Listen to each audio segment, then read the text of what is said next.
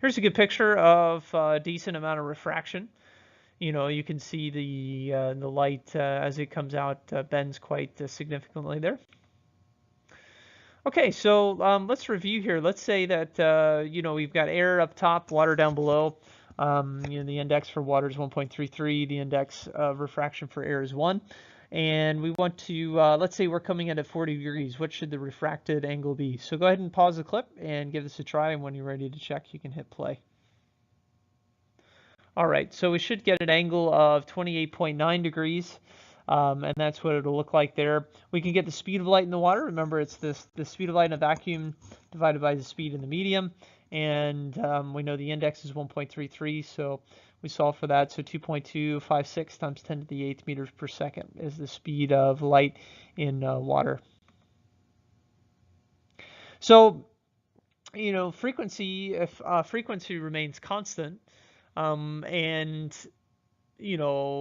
let's say that we have a laser that's 700 nanometers in air, we could determine what that frequency is. Let's say in this case, it's 4.2857 times 10 to the 14th hertz.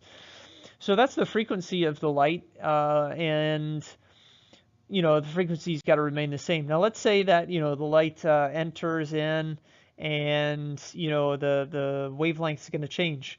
Let's say that in water it's 2.556 times 10 to the 8th. What would the new wavelength be? Well, the wavelength would change from 700 nanometers to about 526 nanometers. The wavelength shrunk. It's smaller, and so with the wavelength shrinking, the light is bending, and that's what we see in there, bending towards the normal. All right, so for the sample problem, I want you to try to work through. The diagram shows wave fronts entering a medium, which the wave speed decreases. Which diagram is correct?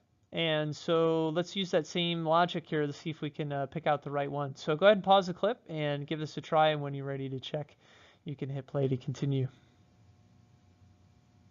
All right, so the first thing that we know, if the wave speed decreases, then the speed of the wave is going to drop, the size of the wavelength is going to drop, the wavelength is going to be smaller. So only the only ones that have smaller wavelengths that we can actually see in here are B and C, and you can see that here with the two wavelengths. In B the wavelengths are smaller, the C the wavelengths are smaller, but not in A and not in D. Okay. The other thing that we have to consider is if the speed is dropping, we're going from a lower index to a higher index. And if that's true, then it's going to bend towards the normal. So if we, draw a normal line, the B is the one that's, bending towards the normal. So the answer here would be B. Here's another picture of that, of light entering in, bending towards the normal, and the wavelengths are shrinking, getting smaller.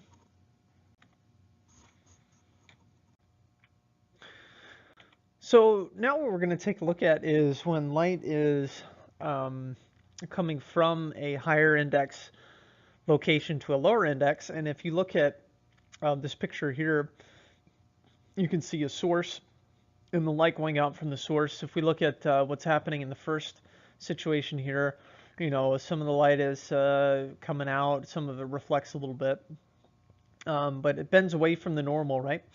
If you notice in this next one here, the light comes, it hits, it bends away from the normal. Now, if you notice, right, in this one,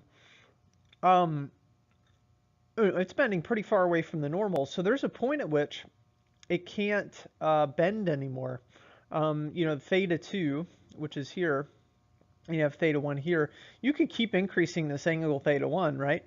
But you're going to run out of room with theta 2. And so what it ends up happening is you get to what's called the critical angle here, where it can't bend anymore. It's actually going to bend 90 degrees, and when that happens, it reflects inside and can't escape, and that's called total internal reflection. The critical angle of incidence is the smallest angle for which light cannot leave a medium, and so as it refracts, it can't escape. So if light passes into a medium with a greater refractive index than the original, again, it bends away from the normal. The angle of refraction is greater than the angle of incidence. And then if the angle of refraction is greater than or equal to 90 degrees, it won't leave the medium. So, if we take a look at a situation here, right, where, I have theta 1 here, and we've got, we get to the critical angle at which, theta 2, which would be here, would be 90 degrees. And so if n1, if the index is greater than n2, this only works that way, right? Because if you went from a lower index to a higher, it moves towards the bends towards the more normal. In this case, it's bending away from the normal, right?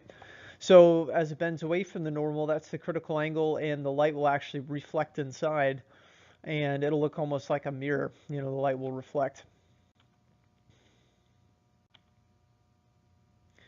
So when we're calculating the critical angle, we have n1 sine theta 1 equals n2 sine theta 2.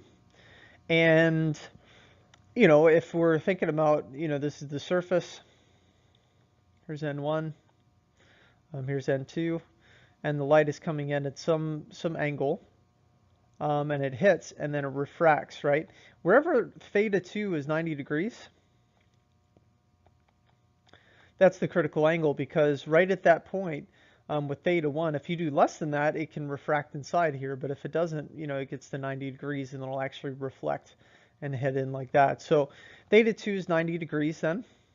So what we have is n1 sine theta 1 is equal to n2 times sine of 90. And from there, we can find out what the critical angle is if we know the indexes. So let's calculate the critical angle for water. If, the index for water is 1.33, so let's say we're going from water, which is N1, 1.33 to N2, which is air, which is 1. What's the critical angle? Theta 1, where, it's going to reflect inside. And so, yeah, go ahead and work this in your calculator and calculate the angle, the critical angle here. So pause the clip and go ahead and do that, and then when you're ready to check, you can hit play to continue. Okay, so sine theta equals 1 over 1.33, and we'll end up getting a critical angle of 48.75.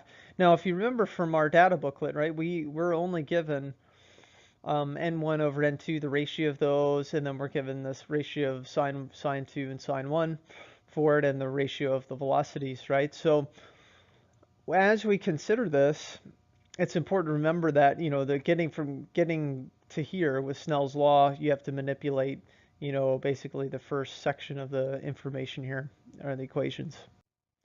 All right, so let's go ahead and try this one. What is the critical angle of incidence for gemstone if the refractive index is 2.45 and the object's in the air? And then we'll just do that, and then we'll try part B. But go ahead and let's go ahead and draw the situation for part A. And we want to find the critical angle in gemstone where the light cannot escape. So go ahead and pause the clip and try that. And when you're ready to check, you can hit play to continue. Okay, so the critical angle, theta 2, 90 degrees. And we've got 2.45 times sine theta equals n2 times sine of 90, and we'll get an angle of 24.09 degrees. And yeah, so that's the critical angle there. For part B, what happens if this is in water, right? So if it's set up like this where it's gemstone to water. So go ahead and pause the clip and try this one. And when you're ready to check, you can hit play to continue. All right, so we should get for